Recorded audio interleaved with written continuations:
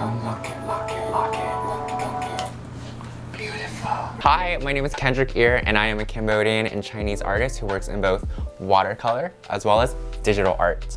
I got into drawing when I was younger because I have always loved watching cartoons and anime. The very first animes that I watched were like Digimon, Sailor Moon, and Pokemon. And ever since I was younger, I had always loved how the characters were drawn. And so, although the first drawings I ever made were, bad, as I feel like everyone's is, it still was so inspiring and just really fun to see these characters and these visions and ideas that I had in my mind just kind of take some type of form in real life. So I really had to thank my childhood for really being the catalyst that helped me find my love for art. A lot of these works are definitely from the autumn.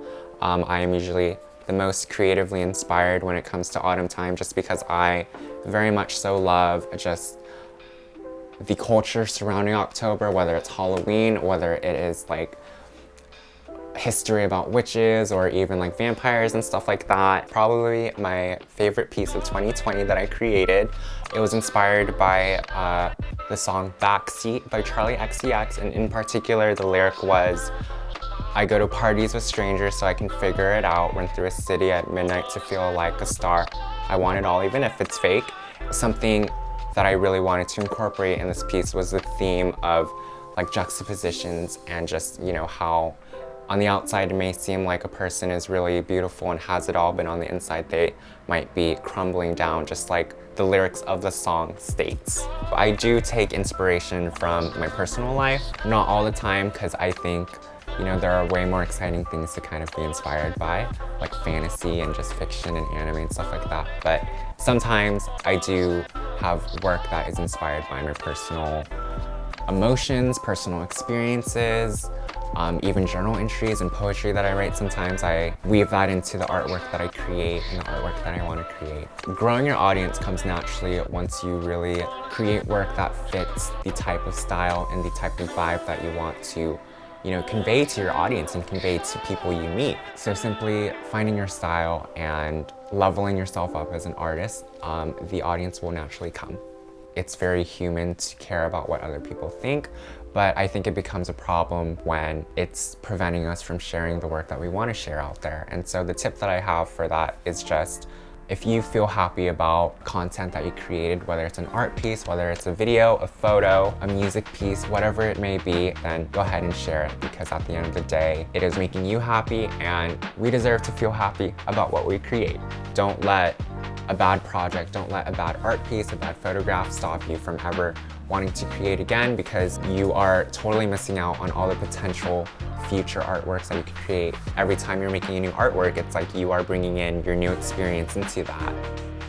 Tips for maintaining a productive lifestyle is definitely creating a schedule for yourself. So for like me, I love to use this planner. I mark when I want to create content, when I want to make artwork, when I want to do rough draft stages. All of those are usually on my planner. In addition to that, I also say pinpoint your productive times. For me, I am most productive around 7 a.m. to like 12 p.m. Anytime after that, I might get work done, but it will be I had to really force myself to. After the week is over, plan for something you can look forward to and consciously enjoy your time off, whether that is reading a good book at home or scheduling a time out with friends. Stuff like that is all something that is very necessary so that you can rest and recharge and get back to being productive. My aspiration for art is to get better, to be even more happy about the artwork that I create, and just to learn more as well. There's still so much that I don't know how to do. At sometimes it can be very scary, but at other times it's exciting because it's like, oh my God, I don't know, but I can learn. And also hopefully doing some more commission work in the future and being able to provide commissioners and clients with artwork that they find joy in. I feel like that would be very lovely. A tip is to first never give up. I know that is often said all the time, but it really is true. As long as you keep on going at it, facing those obstacles and overcoming those obstacles, you will get to where you want to be in terms of what you want your art to look like and where you want your art to be. I would also say having a big ego is just a no-no, because there's always going to be someone who is worse than you, but there's always going to be someone who's better than you as well. So just really being confident in yourself and just being humble. It will make your art even more beautiful, but also make you beautiful as well.